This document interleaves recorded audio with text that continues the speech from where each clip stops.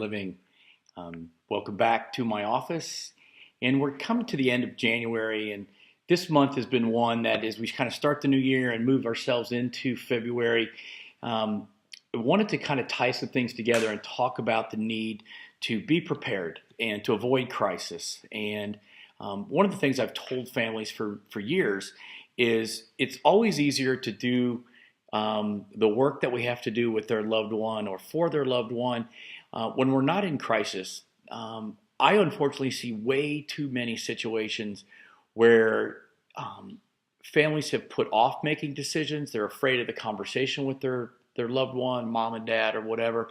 Mom and dad have been reluctant or even defiant in having the conversations about looking at senior living or having their life care planning done. And truly, it really goes beyond just what I hope for them in terms of how they go through a process with me at some point to look for senior living.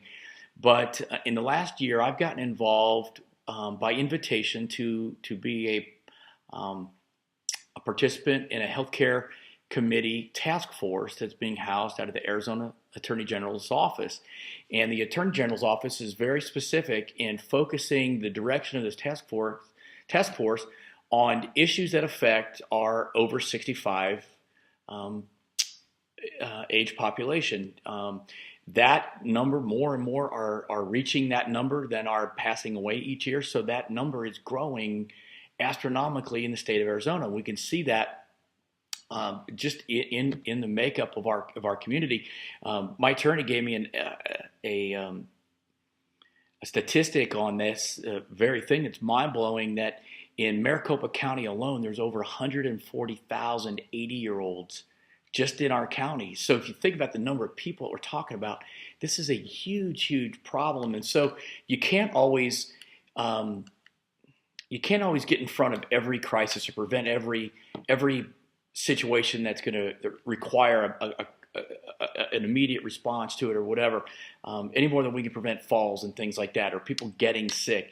But we can certainly do what we can do up front. That AG task force has identified three major issues that they're going to be addressing, or we're going to be addressing in the coming years in our strategic plan. And the top of that list is having all Arizonans participate in advanced life care planning. The AG feels so strongly about it that for years they've provided a whole component to the website, the AG's website, on senior planning options, has taken that information, that packet, it's a 27-page packet, and we've made it easily available for all of our clients and anybody that wants the resource.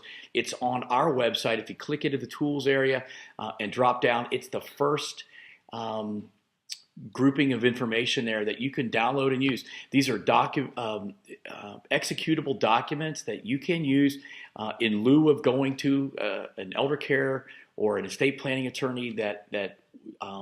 These don't take the place of good planning. I still would recommend or suggest you see an attorney for those things.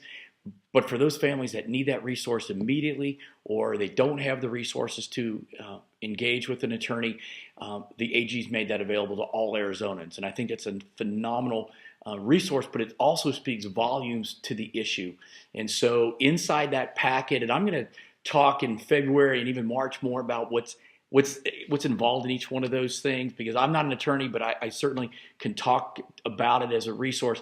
But the durable power of attorney, the general durable power of attorney is in there, the durable medical power of attorney, the durable mental health power of attorney, as well as a living will. It's all included in there, and at a later time, I'll kind of dissect each one of those and what's the importance, and particularly the mental health power of attorney, which is a widely misunderstood and underutilized document that in Arizona is just critical. So thanks for joining me today. I hope you understand that I have a passion for getting people prepared and having them ready so that they can make the best decisions for their loved one when they need to, and not be in that crisis mode, and avoid crisis where we can. Thanks for joining me. It's optionsforseniorliving.com. Our phone number is 602-845-1320. Great to have you today. Thanks for joining me. Take care.